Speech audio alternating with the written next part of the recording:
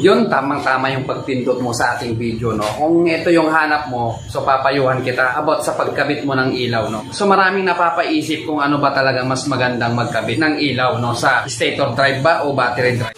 Ano nga ba ang mas maganda? No? Battery drive o stator drive, no? Dito, sa mga motor na to, like Alpha, no? Karamihan na kasi ngayon is naka-battery drive na yung headlight. So kung titingnan natin, meron akong isang bumbilya rito.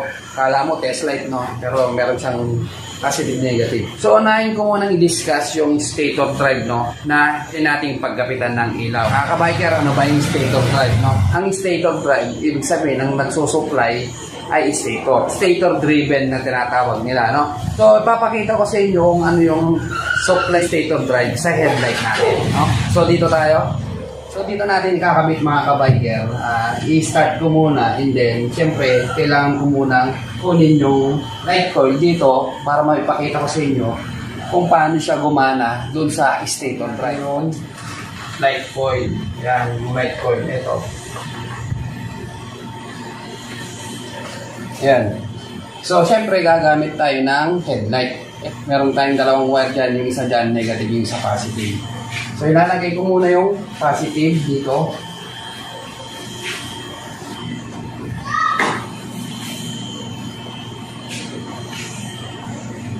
Yeah, so nakabit na yung positive. So yun, start muna natin bago natin kabit yung negative para gagana siya yung ilaw. Yan, start. Kailangan itong negative. Pag nilagay ko sa body ground, ilaw na.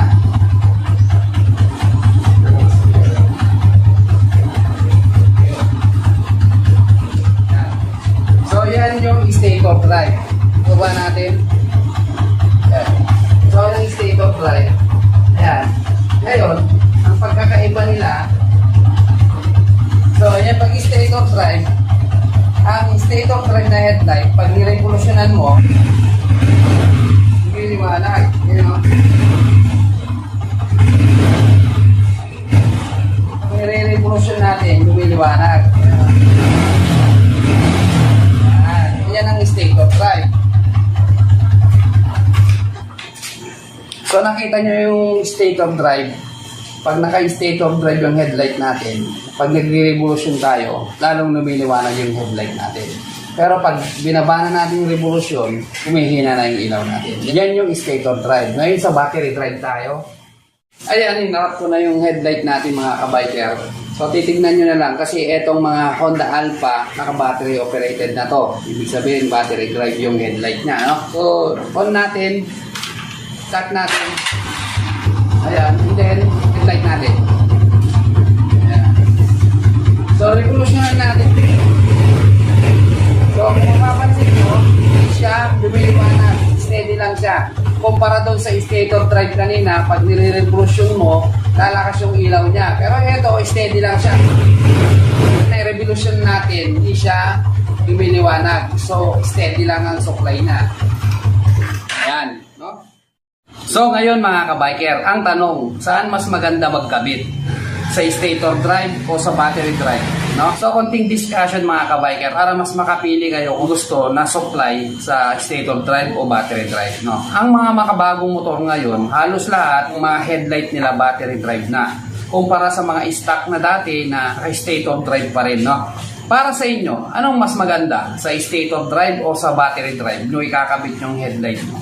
So may mga i-consider muna tayo bago tayo magkabit ng headlight sa stator, sa battery drive, no? Unahin natin sa stator. Kung sa stator tayo magkakabit mga ka-biker, mainam naman to kung doon tayo magkakabit sa stator drive, lalong-lalo na yung mga skeleton ng motor na walang battery, kung lang yung supply na kailangan nilang gamitin sa stator drive. Kasi kahit na walang battery yan, pwede kang magkabit ng ilaw mo sa stator drive, no? Kaya mo lang yung positive and then yung negative, mapapailaw niya na, no? Pero ang disadvantage nito mga ka-biker, lalong-lalo na pag stator drive, no? Madali kang mapundihan ng bulb mo. Lalong-lalo na kung hindi ito connected sa rectifier, kasi yung stator at saka rectifier connected dyan, no? So kung nakakabit ka sa rectifier, di ka kaagad-agad mapuputokan ng bumbilya, no? Ibig sabihin, itong filament niya, merong alambre yan, napuputulan yan. So, busted agad. Maganda siya kahit wala kang battery, pwede mong gamitin at napakadali lang i-set up. O katulad nga nung ginawa ko, di ba? Kinabit ko lang yung positive dun sa may yellow wire and then yung negative wire sa may body ground. Ganun lang kasimple, meron ka ng ilaw. Kumpara sa battery drive mga kabiker, kung akong tatanungin nyo, mas gusto ko ito. No? Kasi ang battery drive, mismo sa battery siya kukuha ng supply. Kagandahan nito, kumpara sa stator, ang stator pag ni-revolution mo, lumalakas yung ilaw. Pero pwede kang mapundihan ng ilaw. Kumpara dito sa battery drive na pag ni-revolution mo, kahit nalakasan mo pa yung revolution, steady lang yung ilaw ng battery drive. Ano naman disadvantage ng battery drive? Ngayon, kung magba-battery drive ka, make it sure lang na i-stock yung dating gagamitin mong headlight na hindi ka natataas ng wattage. Like yung mga HID bulb, mga bulb na matataas na wattage. Lalong-lalo na kung hindi maganda yung charging system mo. No? Pag nag-battery operated kasi tayo, kakain sa battery yan. Ngayon, kung stock pa rin yung stator natin, wala pa siyang setup, ibig sabihin hindi pa siya naka-full wave, pangit yung supply ng battery drive kung hindi maganda yung charging system mo. Mahalaga kasi yung charging system pag naka-battery drive ka. Like yung mga ganito, battery operated na yung mga headlight nila. So, kailangan sa mga stock na motor like yung mga Honda XRM, yung mga Romana na hindi naman naka-battery operated, make it sure lang na maganda yung charging system natin kung magba-battery operated tayo. No? Kasi sayang naman, magkakabit din tayo ng mataas na wattage tapos hindi rin naman maganda yung charging system natin at stock pa siya. So, hindi niya kakayanin yung supply ng mataas na wattage like yung mga HID bulb. No? Ngayon, pagpipiliin ko kayo, sa stator drive ba, sa battery drive?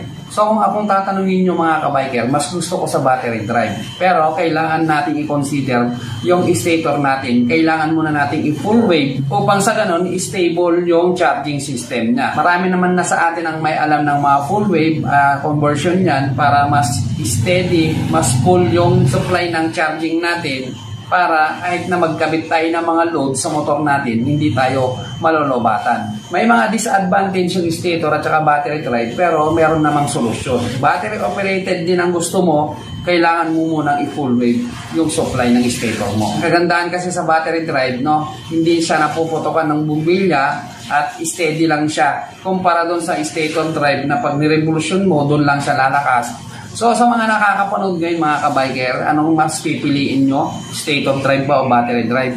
So nakita naman natin yung mga disadvantage niya. Hindi na natin inano yung advantage niya, yung disadvantage niya na kaagad para makita natin kung ano talaga yung gagawin nating supply sa mga headlight natin. So yun lang mga kabiker, at doon pa lang sa mga bagong nakakapanood sa aking channel, marami po tayong videos about motorcycle tutorial. Visit nyo po yung channel natin, 260 videos po. Karamihan po ay tutorial. At huwag nyo na rin kalimutan mag-like, share, and subscribe. Then click nyo na rin yung notification bell para updated tayo sa mga bagong videos. So muli mga kabiker, thank you for watching. God bless.